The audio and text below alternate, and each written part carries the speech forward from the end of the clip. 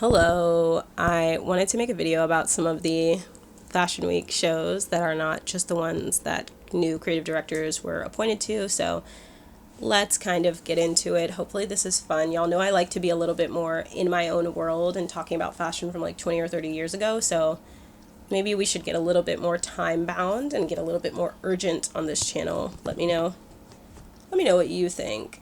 I think the first collection I want to talk about is Hodakova because it was insane. I think everybody saw a photo from Hodakova because there was somebody walking inside of a cello. Y'all know music is not my strong suit or my area of expertise, but I am learning about it. I'm trying to learn about jazz and like why we remix so many things in like black fashion.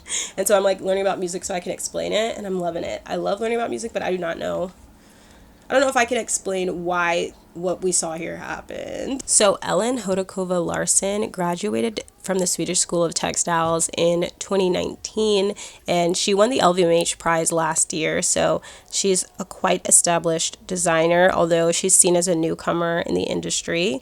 Her practice is really built around the idea of upcycling and reclaiming as well as like nature. She works to challenge technology as a substitute for the real. And this fall 2025 collection introduces a band of looks. You have models who are wearing instruments.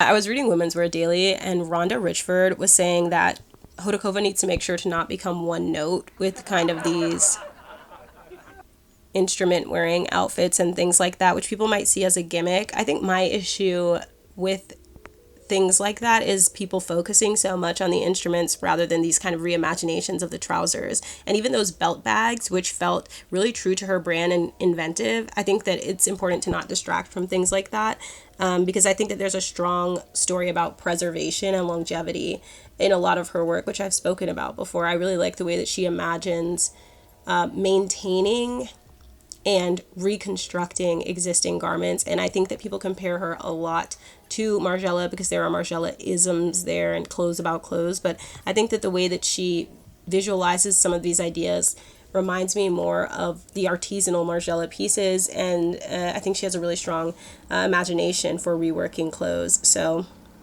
as long as she continues to expand and invent beyond the ideas that she has there and, you know, go into a direction that feels true, I think that she'll maintain strength in her brand.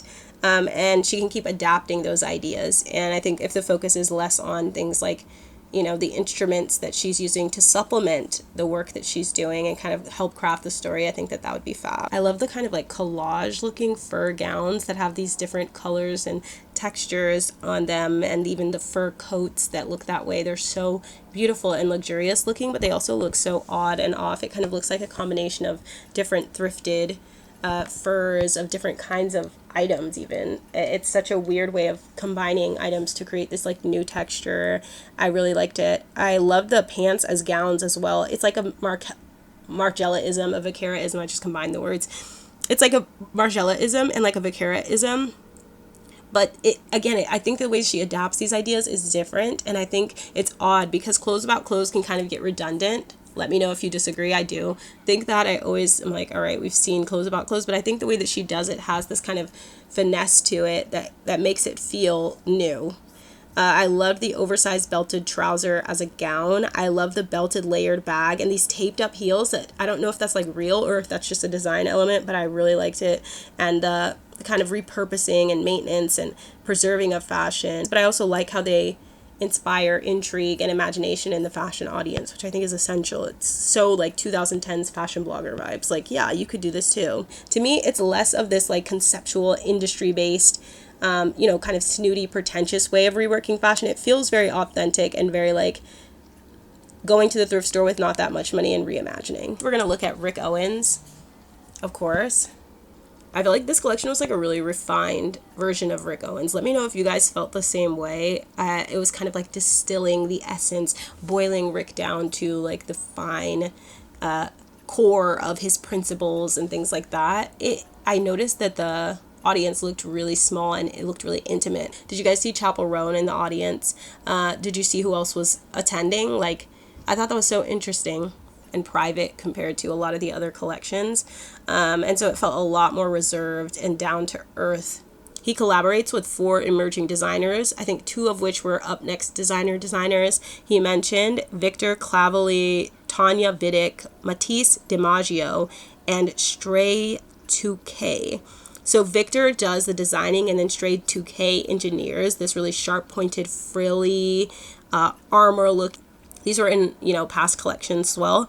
And Tanya Vidic does this knit woven look that you see towards the end, and Matisse offers the pleated looks. I think it's really interesting. We talked in the Rick Owens, Why I Wear Rick Owens video about his perspective on collaborating, and I think that I like that as the brand has grown, he's continued to grow toward valuing collaboration, because I think it serves the brand really well. I think he's really strategic with who he's choosing to collaborate with. And sometimes I feel like the only way to have these sharp pivots and adaptations in your work in a way that doesn't get redundant and start collapsing in on itself is to get outside voices. Yeah, I think that was reflected in the collection.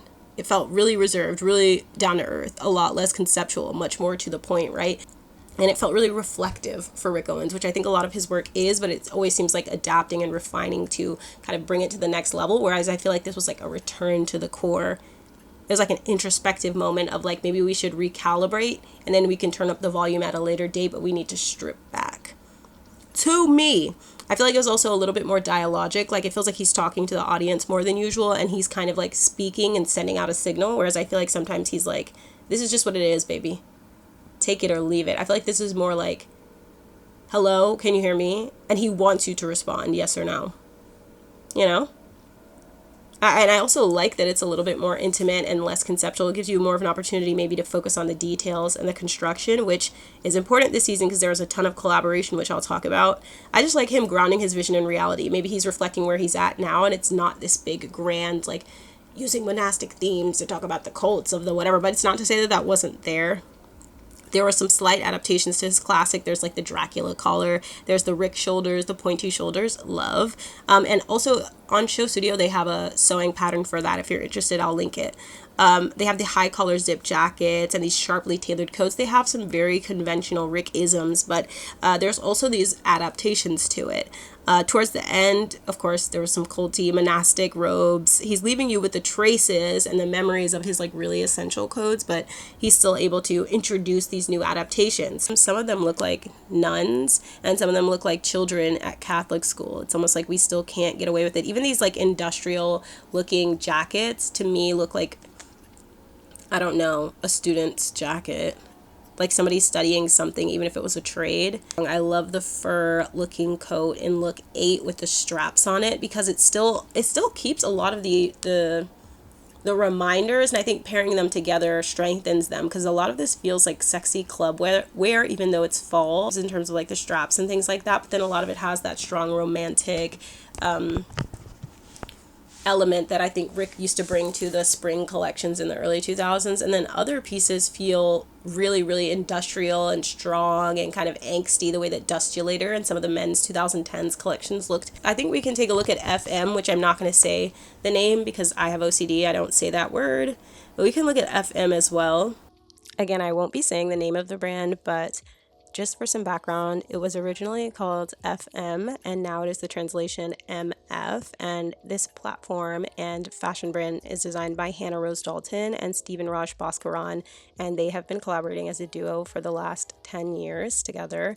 They are known for their really provocative aesthetic, but they told Hypebae that they didn't actually always dress this way. They were able to realize that they weren't comfortable aligning with the conventions and standards that were placed upon them in society, as well as strict religious expectations, and they came to find themselves in these more alternative subcultural fashion identities and music cultures, and they felt more comfortable expressing their true selves rather than hiding their true selves based on society's expectations.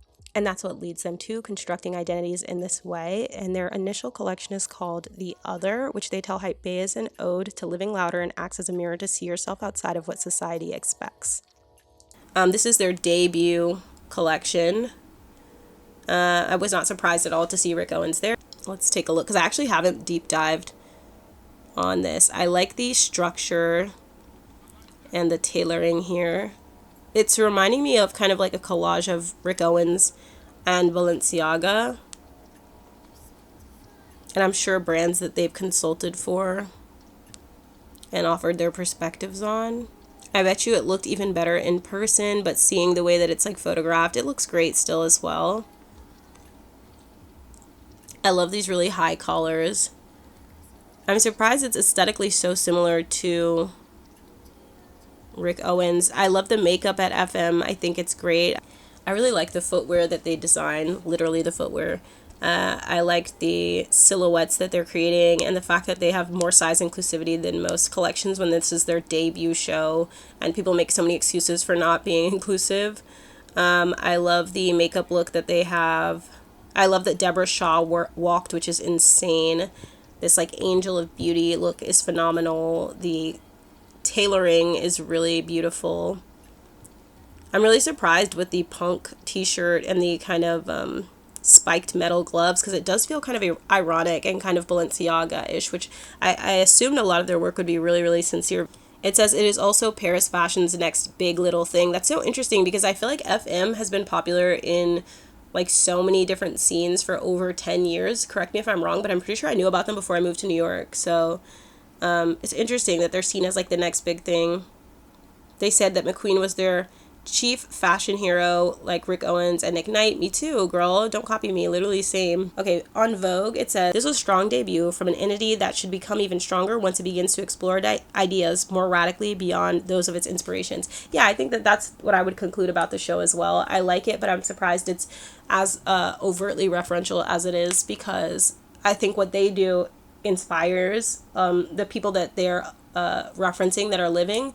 I think what they've done has inspired a lot of people in the fashion industry, like a lot of image makers in the fashion industry and a lot of designers in high fashion and major fashion houses. I think that they're all intrigued by FM and what they've done over the years, especially like everybody follows FM on Instagram and has for a really long time. For a long time, that would be like people's barometer who were tapped in for if a high fashion brand was tapped in or not, if they followed FM. But I'll liken this debut to a few of the Vetements early collections where it did seem referential, but then they found their footing and found their voice, and you know what made them distinct. Obviously, their inspirations were clear in their work and also their references and kind of where they were situated culturally.